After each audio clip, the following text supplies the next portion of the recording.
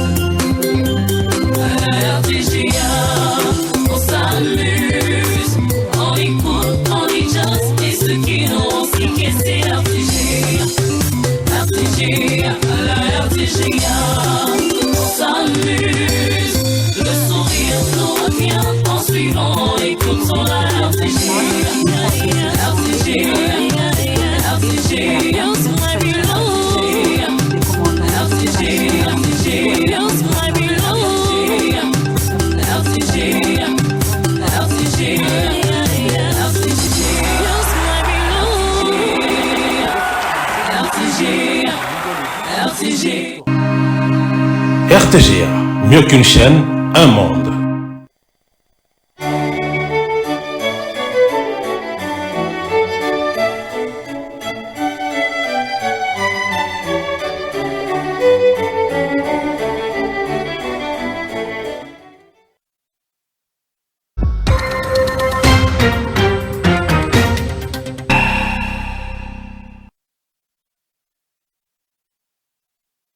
Mesdames, Messieurs, bonsoir. Bienvenue dans cette grande édition du journal dont voici le sommaire. L'émission d'itinérance du chef de l'État, Félix-Antoine Tshisekedi, dans le province, ainsi que des questions politiques, sanitaires et du développement ont été abordées au cours du briefing de presse jeudi avec les 3 ministres du gouvernement souminois.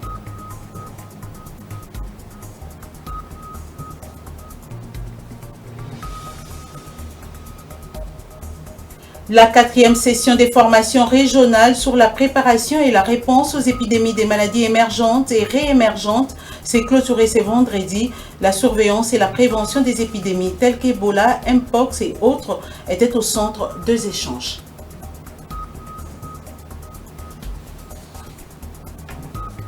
Baisse des prix des denrées alimentaires annoncée par les ministres de l'économie. Les Quinois s'impatientent de voir ces décisions être mises en application.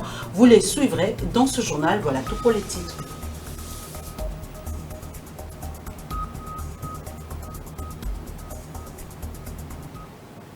Encore une fois, merci d'avoir choisi la RTGA pour vous informer. Restitution de la mission d'itinérance du chef de l'État, Félix-Antoine Tshisekedi, dans la province du Tanganyika. Otuele, Bazouele était au cœur du briefing presse spécial animé par les ministres de la Communication et Médias, Patrick Mouyaya, avec ses collègues de l'Environnement et de la Santé publique, le jeudi 5 décembre 2024. Des questions politiques, environnementales, sanitaires et du développement ont été abordées dans ces échanges avec la presse. Les détails avec Jean-Sar Mikata. Au cours de ces briefings presse, il était question de brosser les grands axes du voyage du président de la République à l'intérieur du pays, notamment dans les provinces du Tanganyika, Bazouele et Otuele. Dans leurs interventions, ces membres du gouvernement souminois ont salué cette itinérance qui a permis au chef de l'État, Félix Tshisekedi, de palper du doigt les réalités du Congo profond afin d'accélérer le projet du développement de sa 45 territoires. Répondant à la question d'actualité sur la révision ou le changement de la Constitution, le porte-parole du gouvernement a fait savoir que ce voyage du président de la République n'a rien à voir avec cette question. Le ministre d'État, Bazaïba l'a dit tout à l'heure, c'est pour s'assurer de la bonne exécution de certains projets pour trouver des solutions aux problèmes de Congolais. La question de la Constitution est une question que le président a soulevée, mais je pense qu'à l'étape de Kalemi, le président a dit, ou à Isiro, qu'il a fait juste rappeler sa volonté de voir les Congolais débattre sur le texte mère. Et aujourd'hui, le président a déjà balisé la voie. Nous attendons dans quelques jours maintenant, parce que nous sommes en décembre, la mise en place d'une commission qui va réfléchir sur le sujet. Les retombées de la participation de la RDC à la COP29 ont été également évoquées par la ministre d'État en charge de l'environnement. Les indicateurs pour dire que c'est cette question telle que la première ministre avait défendue à Bakou, quels sont les indicateurs que cette question est prise en charge? Aujourd'hui, vous êtes de la presse, vous êtes des médias, des investigateurs. Partout au monde, Nulle part on ne peut parler de la matière du climat sans citer la RDC, sans faire appel à la République démocratique du Congo. Déjà, l'espace d'expression, la diplomatie environnementale, nous avons gagné. Les gens qui ont dit des choses ici, nous avons appris. Le Brésil nous a dépassés, l'Indonésie nous a dépassés. Je l'ai dit clairement, c'est dans les médias. Le Brésil n'a aucune expérience actuelle de crédit carbone par rapport à la RDC. Pendant cet exercice de redevabilité, le ministre de la Santé publique, le docteur Roger Kamba, n'a pas manqué de faire un focus sur cette maladie non encore identifiée qui sévit dans la province du Kwango, qui a décimé 30 personnes dans la zone de santé des Panzi. Que l'on parle de la révision ou du changement de la Constitution, les bourgmestres de la ville de Kinshasa apportent leur soutien à cette initiative du chef de l'État. Selon eux, cette idée sera pour l'intérêt du peuple congolais. Ils l'ont dit au cours d'une déclaration qui a été rendue publique le jeudi 5 décembre 2024. Un reportage signé Jacques-Olivier Mloubandomé. Nous allons y revenir pour vivre en paix en République démocratique du Congo. Enfin de parler développement, Claude Malouma, écrivain et entrepreneur, a publié un livre intitulé « Génocide au Congo ». Pour votre confort, cet ouvrage qui a les mérites d'éveiller la conscience collective a été porté sur fond baptismaux les jeudis à Kinshasa. Un reportage de Christian Maïmona.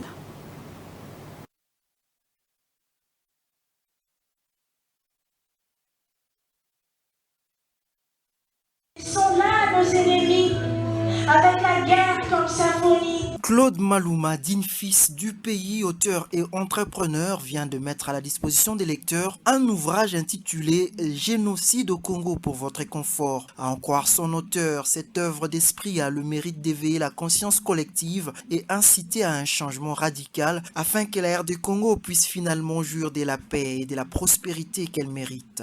Ce titre est volontairement provocateur. Il reflète la réalité insoutenable. Depuis les décennies, l'Est de notre pays est le théâtre de tragédies humaines sans précédent. Il est impératif que nous, en tant que nation, prenions mesures concrètes de protéger nos populations, responsabiliser les acteurs économiques et garantir que nos ressources soient utilisées pour notre développement et non pour notre destruction.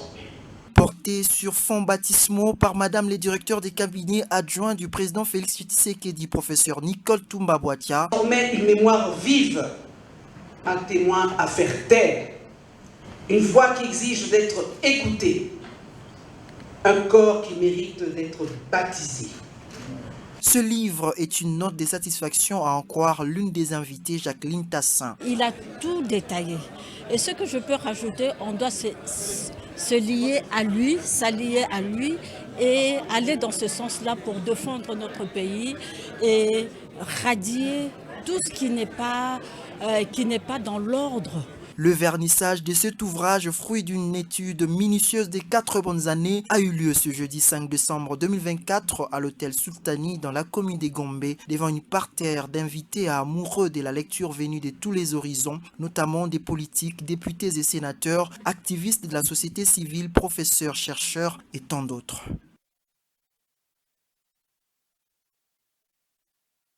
A confirmé lors du verdict, elle appelle jeudi Andolo la condamnation à la peine de mort des 5 proches collaborateurs de Corneille Nangaa, leader du groupe armé Alliance Fleuve Congo et partenaire de la rébellion du M23. Les condamnés ont été reconnus coupables de trahison et de participation à un mouvement insurrectionnel. Présent lors de l'audience, le ministre de la Justice, Constant Mutamba, a annoncé plusieurs mesures consécutives au verdict, notamment l'exécution de condamnés. Le ministre a en outre révélé que les biens et les immeubles des condamnés, y compris ceux de Corneille Nangaa, seront vendus aux enchères pour indemniser les victimes de l'agression rwandaise à l'est du pays. Suivait à cet effet le ministre de la Justice, Constant Mutamba. C'est une grande satisfaction pour la République et pour le peuple congolais. La haute cour militaire a confirmé la condamnation à mort de tous les criminels qui ont été appréhendés aux côtés de M. Corneille Nangaa, qui ont décidé de trahir la République et de servir les intérêts du Rwanda. Comme vous le savez, la République démocratique du Congo a levé le moratoire sur la peine de mort. À cet effet, nous, en tant que ministre de la Justice, nous allons veiller que la peine de mort soit exécutée contre les condamnés, en tout cas les 5 qui étaient appréhendés et sont sur place ici à Kinshasa.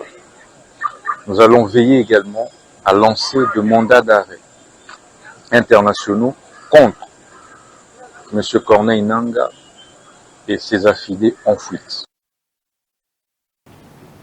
Et à Matadi, chef-lieu du Congo central, il s'observe ces derniers temps une recrudescence de la criminalité urbaine causée par les bandits communément appelés Kuluna. Dans la nuit de jeudi à vendredi, ces jeunes Kuluna ont visité plusieurs maisons du quartier Baoba dans la commune d'Nzanza, emportant ainsi avec eux des biens de valeur. Dans cette expédition, une jeune fille mineure vierge âgée de 16 ans a été victime de viols par 6 personnes reçues dans un état critique, traumatisé avec hémorragie génitale et déchirure des parties molles de son appareil génital. La victime est prise en charge à l'hôpital général de référence de Kiamvu.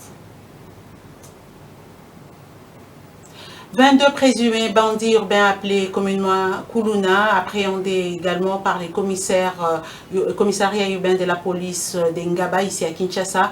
Le commissaire supérieur adjoint Jacques Samakonga qui a procédé à la présentation de ces malfrats sur instruction du commissaire provincial compte renforcer la sécurité dans sa juridiction. Suzuki Bia Omari nous en parle dans son reportage. Regardez.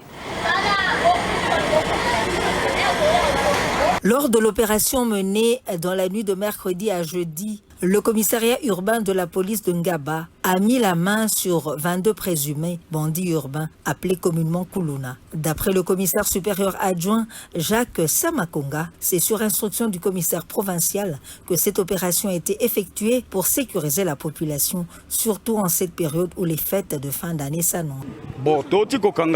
Bakuluna oyo sur instruction ya chef Nabiso, monsieur le commissaire provincial et le général Blaise, et que l'instruction est à la permanente, mais comportement batu se multiplier fort parce que tozolanda ba feti ainsi que tozona période ya bambula. Alors, tokangi 16 wana to continuer kaka ko bloquer bango selon ba ordre nae to appliquer pe ba méthode ya pesa ka biso ira utaka poto. Aimé Lolinga a promis de renforcer le moyen à la police de sa juridiction pour qu'elle soit capable de maîtriser les criminels qui terrorisent la population. Je tiens à remercier le travail fourni par la police territoriale de la commune de Ngaba. Excellent travail, continuez à être aussi performant. Et on va tout faire pour que vous ayez plus de moyens pour mieux défendre encore la population contre ces inciviques, ces criminels, ces assassins. Le commandant urbain de la police a procédé à la présentation de ces malfrats à la presse en présence de l'autorité municipale. On reste dans ces chapitres pour vous dire que la prévention de la torture et autres peines ou traitements cruels, inhumains était au centre de l'échange entre le président du Sénat, Jean-Michel Samalukonde Kyenge, et une délégation du sous-comité pour la prévention de la torture et traitements cruels et inhumains. Pour les chefs de cette délégation, l'objet de leur séjour à Kinshasa est de démontrer au gouvernement leur souci de mettre en place les mécanismes de suivi contre la torture sur le plan légal. Un reportage signé David Fidel Luzolo Kubanza. C'est pour faire un plaidoyer sur la prévention de la torture et autres peines ou traitements cruels inhumains qu'une délégation du sous-comité pour la prévention de la torture et autres peines ou traitements cruels inhumains ou dégradants a fait le déplacement de Kinshasa pour rencontrer le président du Sénat, Jean-Michel Samalukonde Kyenge. Le chef de cette délégation, Ahmed Saloum Diakate, a expliqué d'entrée de jeu que le SPT est un des mécanismes des Nations Unies chargés de la prévention de la torture et autres formes de mauvais traitements. Il a commencé ses travaux en février 2007. À ce jour, 93 États de toutes les régions du monde ont ratifié et adhéré au protocole facultatif se rapportant à la Convention des Nations Unies contre la torture, OPCAT. Ce protocole donne au SPT le droit de se rendre dans tous les lieux de privation de liberté de ces États et d'examiner les traitements des personnes qui y sont placées. Au sortir de l'audience, Ahmed Saloum Diakate a souligné que la démarche de la délégation consiste à accompagner les pays à mettre en place le mécanisme de suivi contre la torture sur le plan légal. D'où cette rencontre avec le président du Sénat, par où le projet de loi relatif devra passer après son adoption au Conseil des ministres. Il s'est de signaler que le président du Sénat, Jean-Michel Samalukonde Kyenge, était accompagné dans cette audience par le président de la commission ad hoc, l'honorable Lodi, par ailleurs président de la commission PAJ, ainsi que le directeur adjoint de son cabinet, maître Valérie Moukassa. Sachez également qu'un nouveau cadre des coopérations pour le développement durable 2025-2029 vient d'être signé entre la République démocratique du Congo et les Nations Unies, un partenariat qui reflète la volonté d'avoir une approche holistique et intégrée visant à aborder à la fois les besoins immédiats et les défis de développement à long terme de la République démocratique du Congo en collaboration avec le gouvernement congolais et autres partenaires au développement. Suivez ce reportage que vous propose André Ikoma. Ces nouveaux partenariats concernent le domaine tel que la croissance économique, la gouvernance efficace, l'accès aux services sociaux de base et la gestion des ressources naturelles. Dans son intervention, Thérèse Kayikwamba, ministre d'État aux Affaires étrangères, coopération internationale et francophonie, a exprimé toute sa joie, tout en relevant les avantages pour la RDC de ces contrats. Ce partenariat tombe donc à point nommé, puisque le système des Nations Unies va accompagner les efforts de notre pays pour atteindre les ODD qui ont été mis en mal par plusieurs facteurs, tant endogènes qu'exogènes. De son côté, le VPM du plan Guilé-Niembo parle des partenariats qui répondent au plan stratégique de développement du programme du gouvernement congolais. Le cadre de coopération pour le développement durable 2025-2029 des Nations Unies en République démocratique du Congo se veut le prisme structurant autant que la réaffirmation d'un engagement commun à braver de nombreux défis qui se dressent face à la nation congolaise au moyen d'un partenariat repensé, mieux d'une montée en gamme, terme d'ailleurs consacré par le coordonnateur et le président, bien plus ambitieuse et prometteuse. Occasion pour les coordonnateurs résidents des Nations Unies en RDC, Bruno Le Marquis, de saluer ce cadre de partenariat. C'est avec une immense gratitude également et un sentiment de responsabilité partagée que nous nous réunissons aujourd'hui pour formaliser un engagement commun, la signature du nouveau cadre de coopération pour le développement durable entre les Nations Unies et le gouvernement de la République démocratique du Congo pour la période 2025-2029. Une période critique vers la réalisation de l'agenda 2030. Ce cadre de coopération permettra à relever le défi et transformer les aspirations de population en réalité durable en ne laissant personne de côté.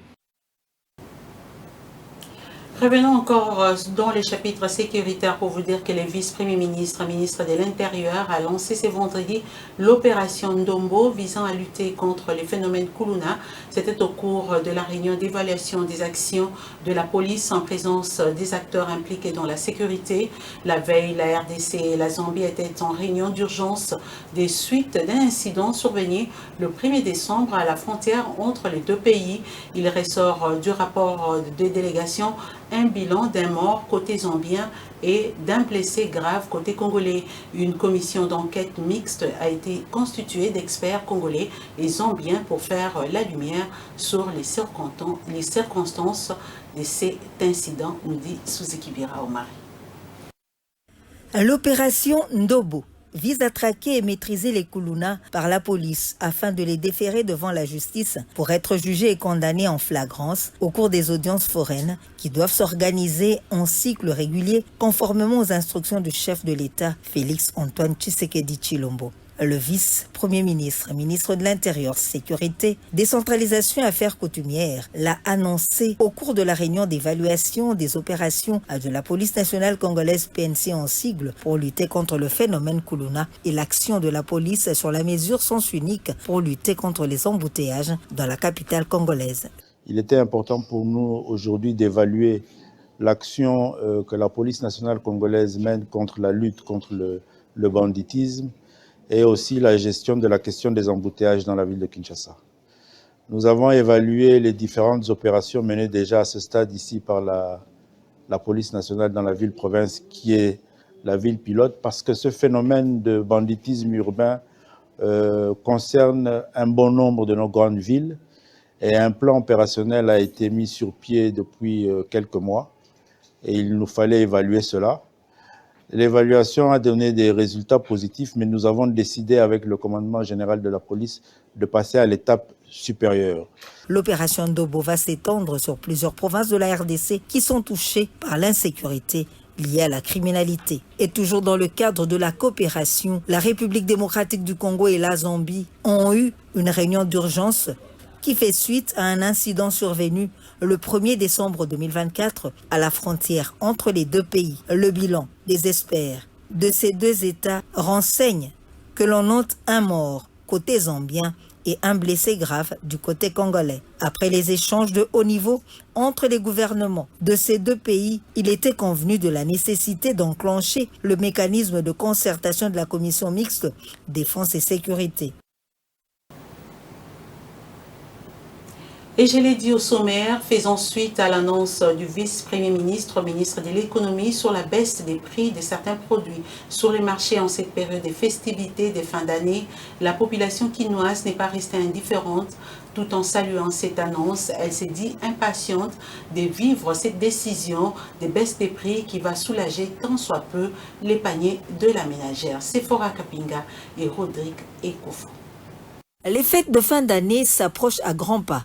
Les autorités du pays ont songé à la population pour que cette fin d'année se clôture en beauté. Et pour ce faire, les mécanismes de réduction de certaines taxes ont été mis en place pour faciliter la baisse de prix de certains produits sur le marché. Cette annonce touche la population qui se dit impatiente de l'application du décret de la première ministre qui sera en vigueur le 10 décembre selon le vice-premier ministre, ministre de l'économie. Biso, l'État qui est parent, je ne vais pas commencer à dire que pour amener ça lobby sous Kambolo to fêter malam.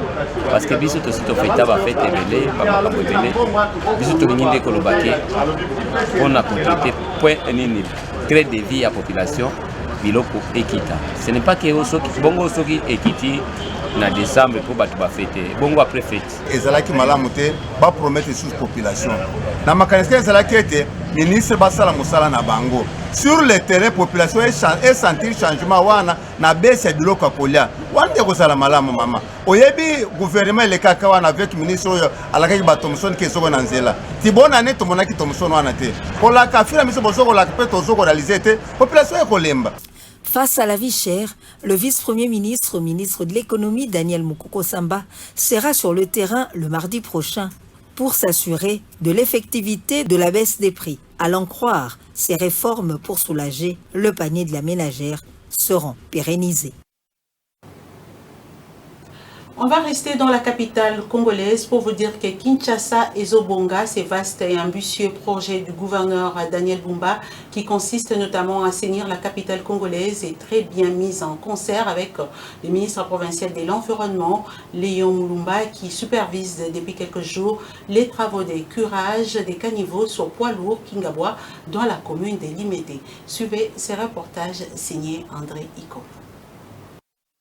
L'assainissement de la ville-province de Kinshasa constitue une des priorités du ministre provincial de l'Environnement, Léon Moulumba. Voilà qui justifie sa présence depuis quelques jours à Kingabwa pour superviser les travaux d'assainissement et curage des caniveaux. Travaux qui s'effectuent plutôt bien. Cependant, le ministre interpelle les consciences pour accompagner le gouvernement provincial dans cette lutte. On a hérité de nos prédécesseurs une ville très sale, une ville, je peux dire, une ville malade, nous, en ce moment, on est en train d'assainir la ville, on est en train de mettre la propriété, de faire la propriété, mais surtout nous demandons à la population quinoise de nous accompagner. Sans leur accompagnement, ça ne marchera pas. Les gens jettent des immondices un peu partout, les gens jettent des déchets un peu partout. Ça doit cesser. Et prochainement, je pense qu'on va passer aux sanctions. On va venir réprimander tous ceux qui ne faut pas collaborer avec nous. De l'assainissement au curage des caniveaux, l'équipe a besoin de beaucoup d'engins pour l'évacuation des immondices régulièrement. Pour l'évacuation, vraiment, on a besoin de la famille qui va épeler, pour évacuer une fois pour toutes.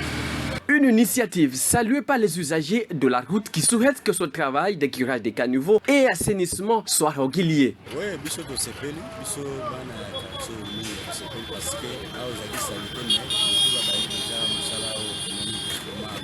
rappelons que la commune de Limete, comme toutes les autres communes qui comptent la province de Kinshasa, se trouve à ce jour dans un état très critique. D'où l'engagement du gouvernement s'avère urgent et important pour redorer l'image de la capitale qui ne cesse de se détériorer vu la défectuosité de routes et la mauvaise gestion des immondices.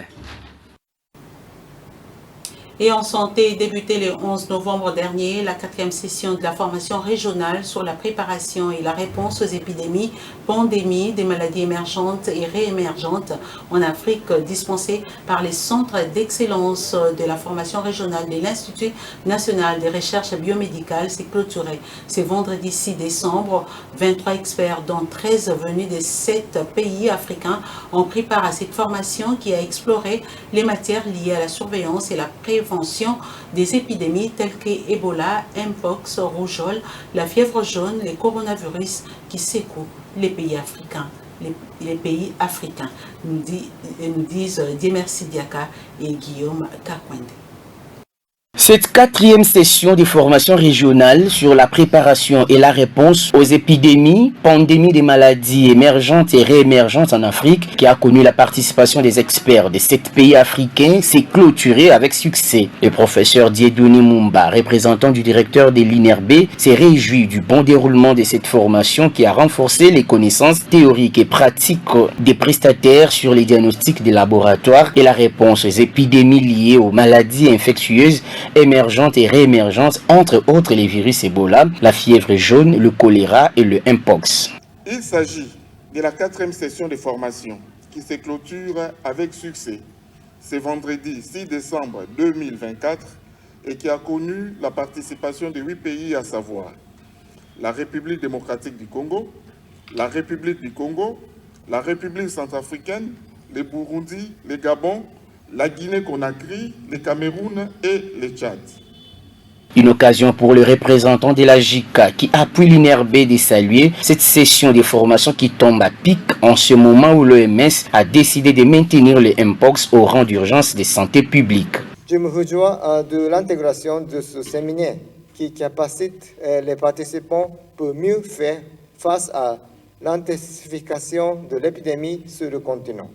Pour sa part, le représentant des participants a salué le partage d'expériences et d'échanges scientifiques entre experts qui ont caractérisé cette session de formation. L'Afrique est confrontée à plusieurs maladies émergentes et réémergentes, ainsi que d'autres maladies infectieuses à potentiel épidémique qui constituent pour certains des urgences de santé publique à portée internationale. L'Agence japonaise de coopération internationale finance cette formation régionale depuis 4 sessions pour cette année. L'OMS s'est jointe à elle avec une enveloppe complémentaire dans le cadre du renforcement des partenariats pour lutter contre les épidémies en Afrique. Voilà, c'est par cette belle voix de Jean-Sar Mikanda que nous bouclons cette session d'information, mais avant tout, le rappel du titre. L'émission d'itinérance du chef de l'État Félix-Antoine Tshisekedi dans le province ainsi que des questions politiques, sanitaires et du développement ont été abordées au cours du briefing de presse jeudi avec 3 ministres du gouvernement soumis.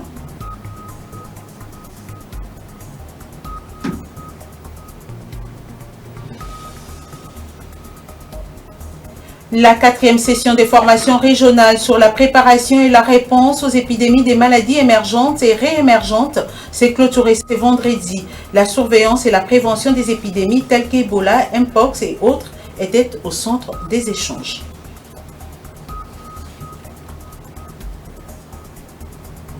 Baisse des prix des denrées alimentaires annoncée par les ministres de l'économie. Les Quinois s'impatientent de voir cette décision être mise en application. Vous les avez suivis dans ce journal.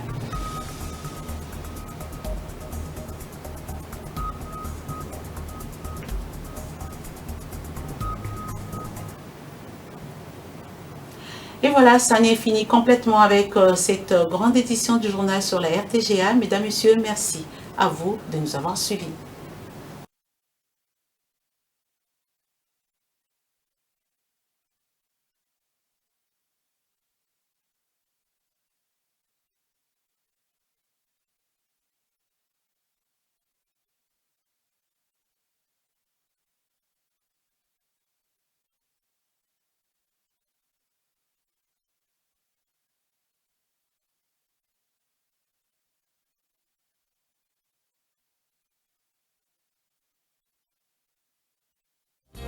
Ce journal vous a été offert par Tango Protection. Illico Cash, ma banque mobile.